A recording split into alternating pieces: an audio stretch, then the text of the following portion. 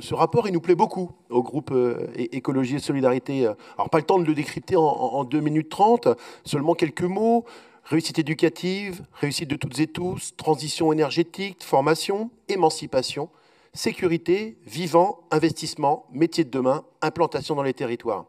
Je rajoute aussi forcément service public, élément fort de notre système éducatif qui ne peut être concurrencé comme par les écoles de production, dont d'ailleurs les éléments d'évaluation sont très décevants. Ce rapport nous plaît parce qu'il remet le lycée au milieu du village, comme on dit de manière laïque. Il remet au cœur de nos politiques publiques régionales l'éducation, promesse républicaine forte et ciment inviolable de notre société, comme le disait Jean Zay, ce grand visionnaire. Comme le partage le Césaire dans son avis, ce rapport, c'est la promesse du maintien d'un très haut niveau d'investissement de notre collectivité pour la réussite de toutes et tous, et pour plus d'inclusion, ça a été dit, et pour plus d'égalité. Partageons aussi dans cet avis la place majeure que doivent occuper nos établissements dans nos villes.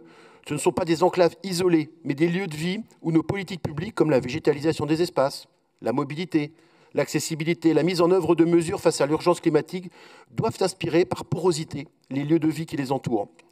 Dans cet esprit, il faut saluer l'esprit de mutualisation qui nous habite, la vice-présidente l'a cité, avec la volonté de ces établissements, de leurs salles de réunion, de leurs salles de représentation, leurs stades et gymnases, qu'ils puissent, en dehors des heures scolaires, profiter notamment aux associations locales.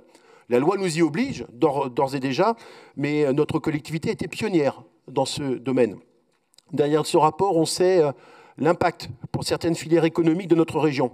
On le dit dans notre pays, quand le bâtiment va, tout va. Mais aujourd'hui, le bâtiment va mal. L'activité du BTP en 2023 a globalement baissé de 0,6% en volume selon la FFB, Fédération française du bâtiment. Cette diminution s'explique principalement par le recul de près de 8% des chantiers de logements neufs.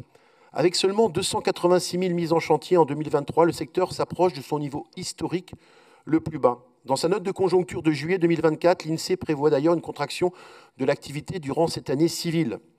Derrière les investissements de plus de 100 millions d'euros en moyenne par an de notre région Centre-Val de Loire, derrière ces programmes de rénovation, d'entretien, de conversion écologique de nos 120 sites et de leurs 63 000 locaux, combien se cache d'appels d'offres, combien se cache de marchés publics, de devis et de travaux pour des cabinets d'architectes, des programmistes, des artisans, des entreprises du bâtiment, des producteurs de matériaux biosourcés. À chaque inauguration, ces acteurs nous le disent, les efforts de la région leur profitent, les soutiennent au moment où cette filière est en grande difficulté. Il faut ici saluer dans ce rapport, à vos côtés, Madame la Vice-présidente, la qualité du travail des services et tout particulièrement de la direction du patrimoine des lycées. C'est certain et c'est pour cela qu'il nous plaît définitivement. La promesse de ce rapport, c'est un véritable levier d'entraînement.